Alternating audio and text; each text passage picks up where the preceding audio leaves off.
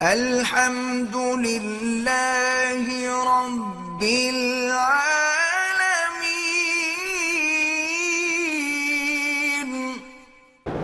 نبھانا بہتر ہے، تم چھوڑو گے پھر کسی اور کے گلے پڑ جائے گی۔ تمہیں تو تنگ کر رہی ہے نا، تم کیا چاہتے ہو کہ کسی اور کو بھی جا کے تنگ کرے؟ بھگ تو اللہ نے لکھا تھا۔ اگر نافرمان بیوی کے ساتھ نباہ کریں تو اس پر ہمیں اجر ملے گا، بالکل ملے گا۔ پتہ نہیں کیا لکھا ہے کہ طواف کر رہے تھے تو میرے والدہ نے رکن یمانی کو چوما تھا۔ بہرحال چومنا منع ہے، لیکن چوما تو کوئی ایسی بات بھی نہیں ہے۔ ہم ملتان سے احرام باندھ کے آئے، کچھ لوگوں نے تو بوٹ پہنے ہوئے تھے اور کچھ لوگوں نے سفٹی پہنی ہوئی تھی، پاؤں کی ہڈی چھپی ہوئی تھی۔ بہتر تو ہے کہ آدمی ایسی جوتی پہنے کہ وہ ٹخنے بھی نظر آئیں اور اوپر والی ہڈی بھی۔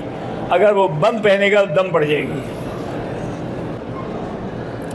فجر کی سنتیں نماز کھڑی ہو گئی، لیکن ابھی ایسی جگہ ہے کہ وہاں امام کی آواز نہیں آ رہی تو سنتیں پڑھ سکتے ہو، لیکن یہ بھی یقین ہو کہ مجھے ایک رکعت مل جائے گی۔ اگر یہ خطرہ ہو کہ نہیں ملے گی تو پھر سنتیں بعد میں پڑھو۔ میں اپنے اخراجات پورے کرتا ہوں۔ میری بیوی مجھے منع کرتی ہے کہ والدین یہ اس بات پہ بیوی کا کہنا نہ مانو، اسی لیے حضور نے فرمایا یا معاشر النساء انی اریتکن اکثر فی جہنم، میں نے سب سے زیادہ جہنم میں عورتیں دیکھی ہیں۔ انہوں نے پوچھا یا رسول اللہ کیا وجہ ہے اس کی؟ فرمایا اس کی وجہ یہ ہے کہ وہ تک سے ایک تو لعنت زیادہ کرتی ہیں، ہر بات پہ لعنت ہو تم پہ، تم پہ لاکھ لعنت ہو، وہ کفران العشیر اور خامد کا انکار اور خامد کی اطاعت نہیں کرتی۔ اولاد نافرمان ہو، دعا کریں۔ آج کل یہ اتنا بڑا امتحان ہے، اتنا بڑا ابتلا ہے کہ وہ خوش نصیب گھرانے ہیں جن کی اولادیں فرمانبردار ہیں۔ بہرحال اولاد اولاد ہے، انما اموالکم و اولادکم فتنہ، یہ آزمائش ہے، ابتلا ہے۔ اس کے لیے اللہ سے دعا بھی کیا کریں۔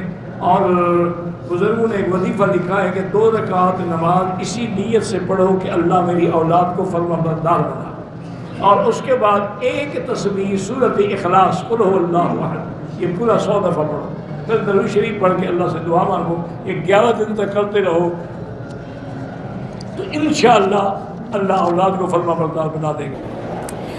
احرام میں آیا تو غسل کی ضرورت تھی، میں نے غسل کیا، لیکن شیمپو بارہ شیمپو سے اگر خوشبو آئے تو نہیں کرنا چاہیے۔